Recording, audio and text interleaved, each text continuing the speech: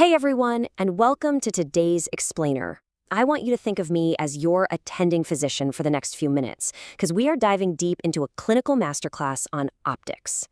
Whether you're actively working in ophthalmology or you're just fascinated by the sheer physics of how we see the world, we're going to break down the mechanics of human vision step by step, using some really brilliant clinical notes. We've got a lot of fascinating ground to cover, so let's jump right in. So, here's our game plan for today. First, we'll cover the physics of astigmatism. Second, we'll work on deciphering spectacle prescriptions. And third, we'll wrap up with binocular refractive errors. All right, Section 1, the physics of astigmatism, specifically focusing on cylindrical errors. Okay, let's start by pinning down exactly what we're talking about here. Astigmatism is a cylindrical refractive error. Basically what that means is the different principal meridians of the eye actually have varying refractive powers. This is totally different from a standard spherical error, like your run-of-the-mill myopia, where the power is completely uniform all the way around. Now, clinically, patients with this are going to come to you with two main complaints. First off, asthenopia. That's just a fancy medical term for severe eye strain because their eye muscles are literally working overtime trying to compensate. Second, they get this distinct loss of visual sharpness. It's not just that things are blurry. Patients often tell us that letters look like they're stretching out and sort of bleeding into each other on the page.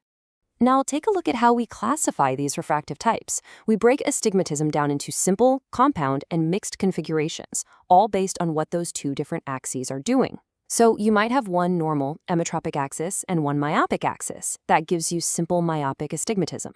But check out the bottom row, mixed astigmatism. This is wild. This is where one axis is myopic and the other is actually hypermetropic. And clinically speaking, here's a really fascinating fact from our source notes. Mixed astigmatism is actually considered the least visually troublesome for the patient. Why?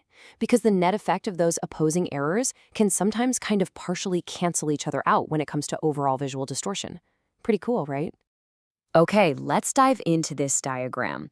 This is known as Sturm's conoid, and it does a beautiful job illustrating how light rays refract through a toric surface, which is exactly what an astigmatic cornea is. Notice how we've got two different curves happening here, a vertical curvature and a horizontal curvature. In this specific example, because the vertical curvature has a higher power, those vertical light rays converge much faster. They focus way ahead of the horizontal rays.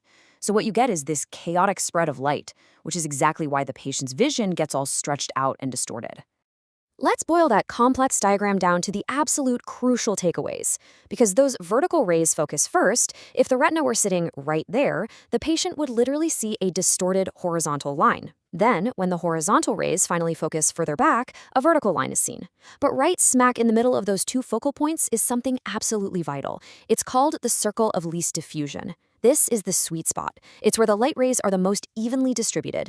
And honestly, the ultimate goal of any optical treatment is to converge these rays so that this specific circle of least diffusion lands squarely on the retina. If we can get that circle perfectly on the retina, boom, a clear image is visualized. Moving right along to Section 2, deciphering spectacle prescriptions. Let's make sense of those numbers.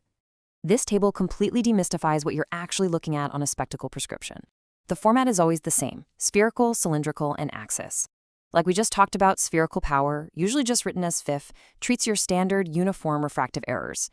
Think basic myopia, which uses a minus or concave lens, or hypermetropia, which needs a plus or convex lens. Cylindrical power, or CIL, is the one specifically targeting the astigmatism. So say a patient has simple myopic astigmatism. They only get a cylinder value. But if they're dealing with compound myopic astigmatism, they're going to need both: a minus spherical value for the overall myopia and a minus cylindrical value for that astigmatism. And that brings us to a super vital tool for any clinician: simple transposition. You know, sometimes a prescription just needs to be rewritten, maybe to ensure the cylindrical power is numerically greater than the spherical power, or just to standardize it for the lens manufacturer.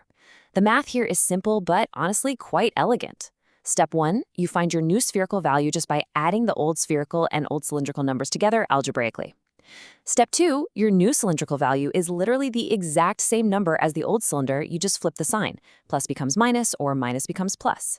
And finally, step 3, you find the new axis by moving exactly 90 degrees perpendicular to the old axis.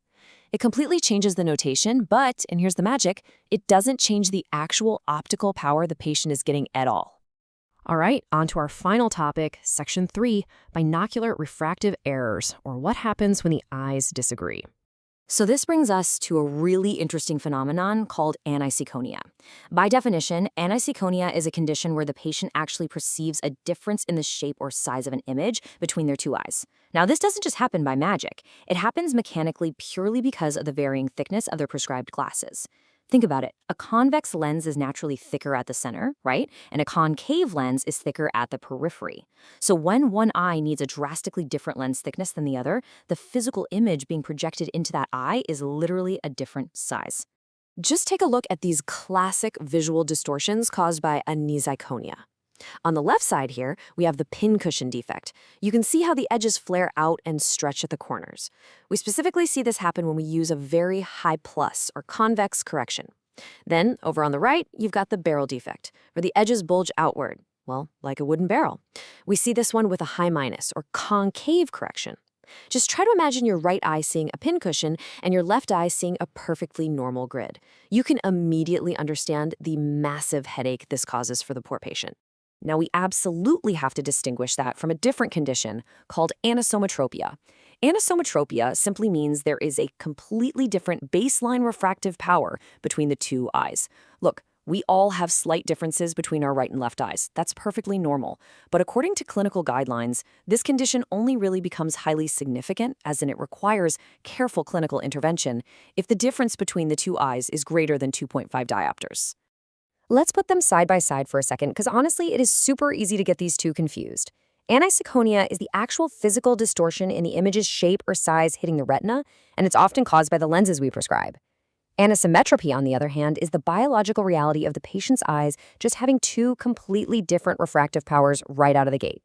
And here's the real kicker. Severe anisometropia is very often exactly what forces us to prescribe those drastically different lenses, which then end up causing anisekonia. It is a really challenging clinical loop to be stuck in. So, the crucial thing here is understanding the physiological consequences of all this. Our clinical notes reveal this terrifyingly precise magnification rule. For every single 1 diopter of difference in correction, there is a 2% image magnification. So let's say a patient has a 4 diopter difference between their eyes. That means one eye is seeing an image a whopping 8% larger than the other. The retinas, doing their job, dutifully send these two vastly different sized images straight to the visual cortex. And what happens? Well, the brain simply fails to fuse them. The result is diplopia, or double vision. The patient completely loses simultaneous macular vision and their stereopsis, which is their depth perception. It's a huge deal. Which brings us to the ultimate question of today's masterclass. If we do the math perfectly, right? If we prescribe lenses that successfully land that circle of least diffusion exactly on the retina of each individual eye, but in doing so we magnify one image so much that we completely break the brain's ability to fuse them together, are we truly solving the patient's vision? It really highlights this delicate, sometimes frustrating balance between mastering optical physics and respecting neurological processing. It's exactly why optics isn't just math, it's an art. Anyway, thank you so much for joining me for this explainer. Keep studying, and I really hope this sparks your curiosity to dive even deeper into the incredible mechanics of the human eye.